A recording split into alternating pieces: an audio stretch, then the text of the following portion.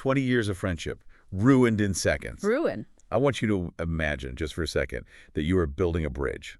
And not just a little footbridge. Like you spend 27 years hauling steel, pouring concrete, laying down the plank. Massive structure. Right. You know every single rivet, every stress point, every inch of this structure, because you literally spent decades of your life constructing it alongside someone else. Oh.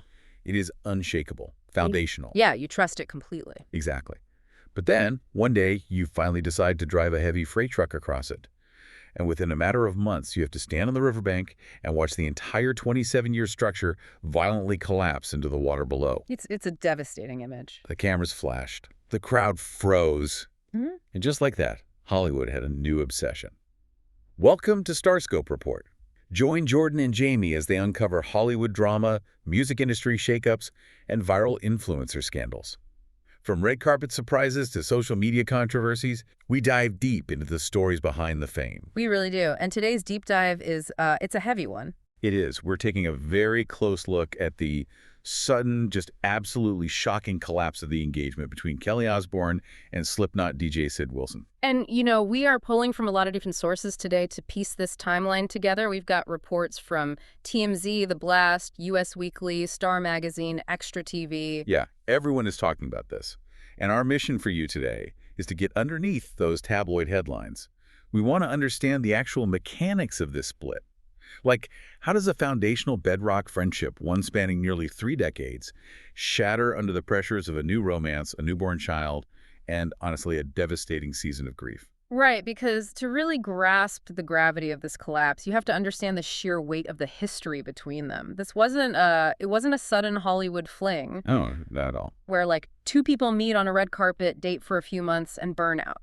This was a lifetime in the making. We have to rewind the tape all the way back to 1999. 1999. I mean, think about the landscape of your own life back then. For Kelly and Sid, they met in the absolute crucible of the late 90s rock scene. Oh, yeah. Ozfest. Exactly. Sid's band, Slipknot, was touring on Ozfest, which was the legendary metal festival founded by Kelly's parents, Ozzy and Sharon.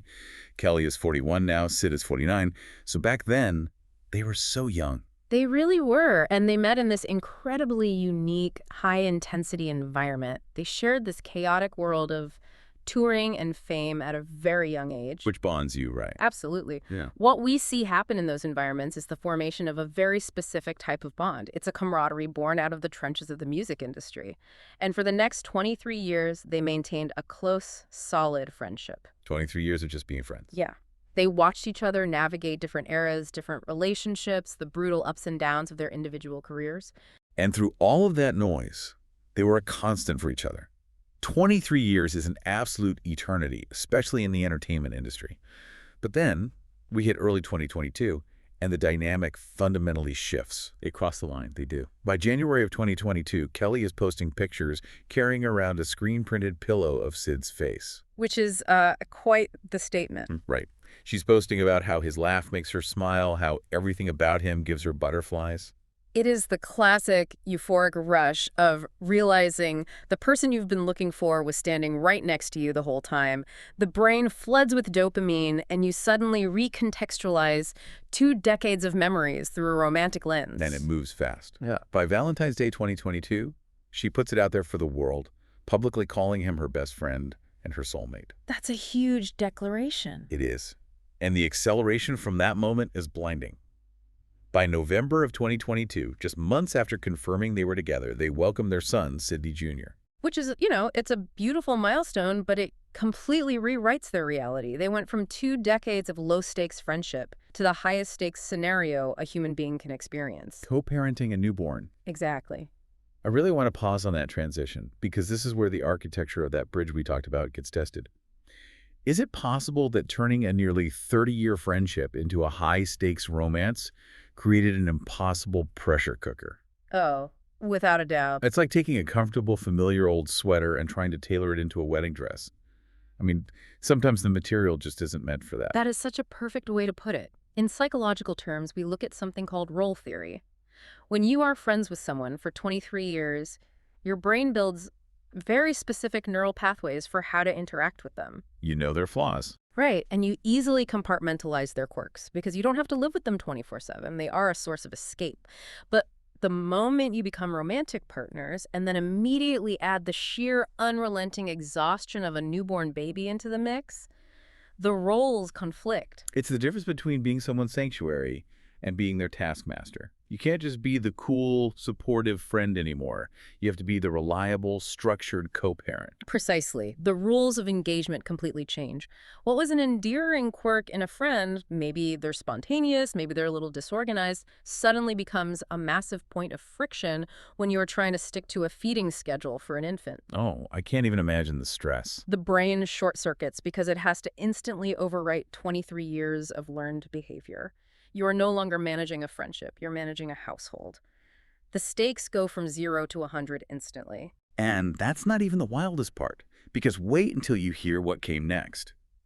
If you're loving these Hollywood twists, make sure you're subscribed, because we've got even crazier stories ahead in this episode. We really do, because just as they are navigating this massive, incredibly dense role transition, there's a pivot in the timeline. Yeah, an absolute emotional earthquake strikes the family, fundamentally altering the landscape of their relationship. The summer of 2025 brings this bittersweet sequence of events.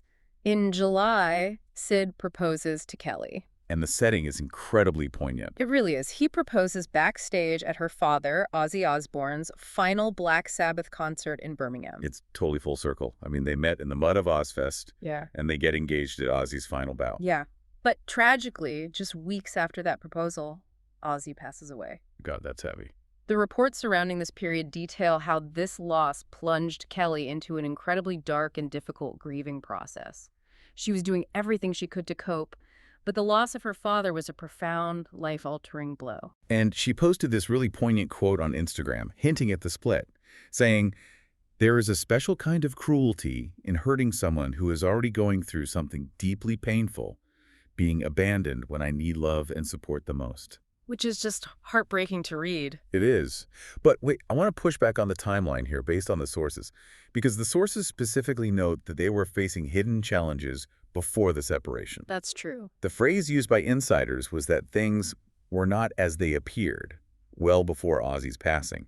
So was Ozzy's death the actual cause of the breakup, or was it just the earthquake that finally knocked over an already leaning tower? That is a really crucial distinction. Grief is a magnifying glass. It rarely creates the structural cracks in a relationship out of thin air. Instead, it takes the microfractures that you could normally ignore, and it blows them up until they are the only thing you can see. It strips away your polite veneer. Completely.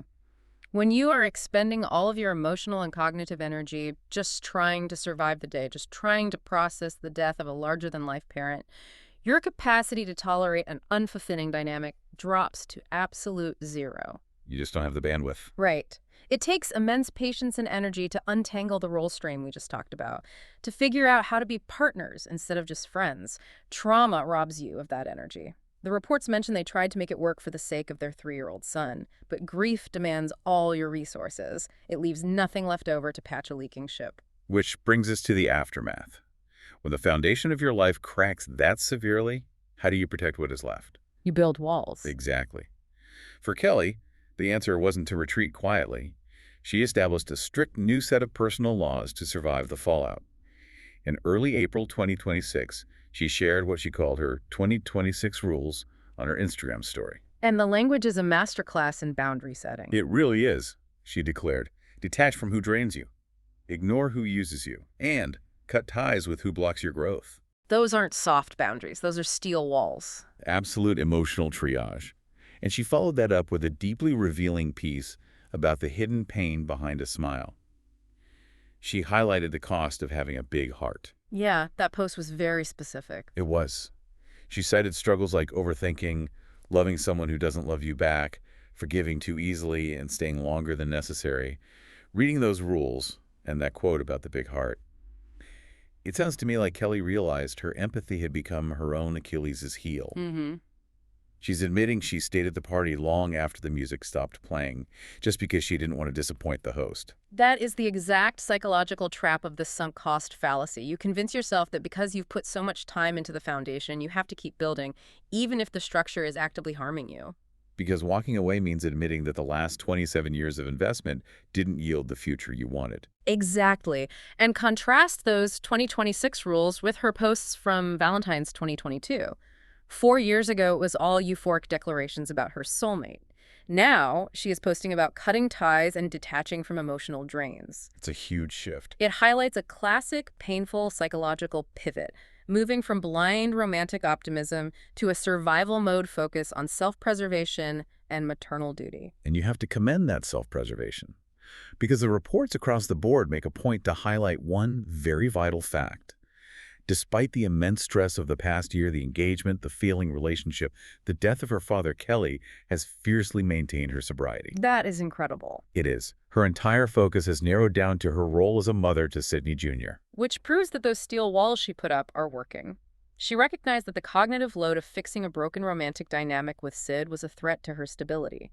She chose to amputate the romantic relationship to save her own life, and by extension, to ensure her child has a healthy, present mother. But, an amputation of a 27-year bond doesn't happen cleanly. It just doesn't in a vacuum. Later in the episode, we'll talk about the shocking twist nobody saw coming regarding where Kelly and Sid actually stand today.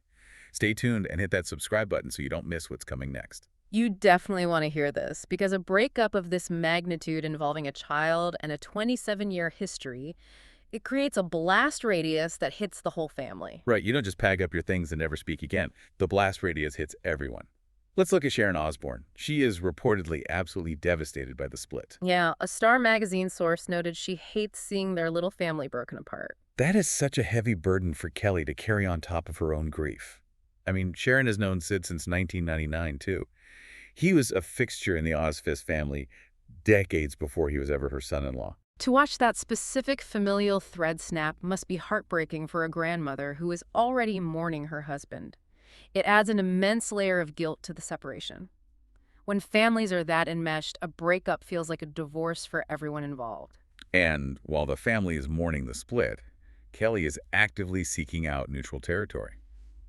Reports have placed her spending significant time with a non-binary hairdresser named Kinnicky in London. Right, the paparazzi shots. Yes. The details are so vivid. They were seen getting cozy at a London after-party. They were strolling through the city wearing matching hats, sitting side by side at a show at the Palladium. Insiders are describing Kinnicky as Kelly's shoulder to cry on after Ozzy's death. Psychologically, the introduction of someone like Kinnicky makes perfect sense. Really? How so? Well, when your entire world is entangled in the rubble of a 27-year history, you desperately look for stable ground. You look for a blank slate. Kinnicky represents someone who doesn't have nearly 3 decades of baggage attached to them. Oh, that makes a lot of sense. They didn't know Kelly when she was a teenager on Ozfest. They aren't tied up in the complex dynamic of her parents' legacy in the same way Sid is. They offer a simple, uncomplicated source of comfort during a time when everything else in Kelly's life is agonizingly complex. Just imagine the sheer whiplash of Kelly's life right now. You are actively grieving the profound loss of your dad. You are trying to comfort a devastated mom. You are co-parenting a toddler. You are violently enforcing these rigid new boundaries to protect your sobriety. It's so much. And you are doing all of this while the tabloids are actively tracking who you're wearing matching hats with in London. It is an unrelenting spotlight on the most vulnerable transition of her life. It is a staggering amount of pressure, and it's under that pressure that we see attachment styles really flare up. When people are pushed to their absolute limits, the way they attach to and detach from others becomes very volatile, which perfectly contextualizes the most complicating piece of information we have about this split. Right, the TMZ report. Exactly. TMZ reports that while the split happened weeks ago, Kelly and Sid have always had a hot and cold dynamic. Hot and cold. Yeah. The crucial takeaway from their sources is that the door might not be fully shut. There is still a whisper of a possibility that they could reconcile. A hot and cold dynamic after almost 30 years of knowing each other. Think about what that actually means. It means the emotional gravity between them is immense, but highly unstable. Right. You do not just neatly sever a 27-year connection. You can't. No. You cannot just delete someone from your life when they are woven into the very fabric of your adulthood, your career, and the DNA of your child. It goes back to that software analogy. They keep trying to run the romantic operating system. It crashes, they reboot, they try again. Exactly. The presence of Kineki might be a coping mechanism. The publishing of harsh boundaries, the canceled engagement, all of those things are very real reactions to an acute crisis. But a near three-decade bond with Sid means that this current separation, it might just be a comma in their larger story, not a period. A comma, not a period. Because when you share that much history, the gravity between you doesn't just evaporate, it might shift. It might actively repel you for a while to protect your sanity, but it's always there, pulling at the edges of your life. They have to do the grueling work of untangling the romantic expectations from the platonic foundation. And when grief is involved, that untangling takes a tremendous amount of time. It really is an incredible sweeping arc when you step back and look at the entirety of it. We are talking about two people who collided in the muddy pits of 1999 Ozfest. Right. They built a rock-solid 23-year friendship. They took a sudden massive leap into romance and parenthood. They shared a bittersweet engagement right at the end of a rock legend's career. And then a collapse brought on by hidden struggles and profound, life-altering grief.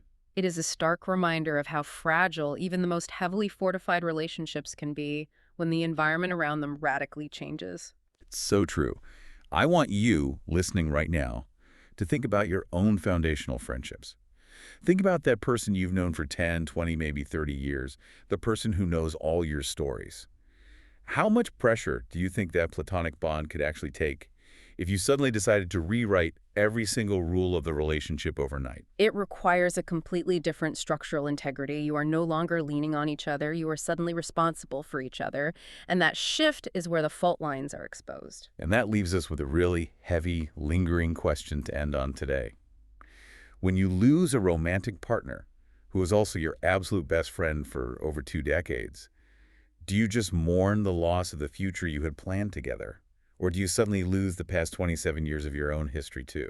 That is the unseen risk of crossing the line. You wager your past for a shot at the future. You really do. It's a heavy thought. It is. Well, you've been listening to Starscope Report, where Jordan and Jamie uncover the stories shaping Hollywood, music, and pop culture. Thanks for tuning in, and don't forget to subscribe for more stories that keep the stars shining.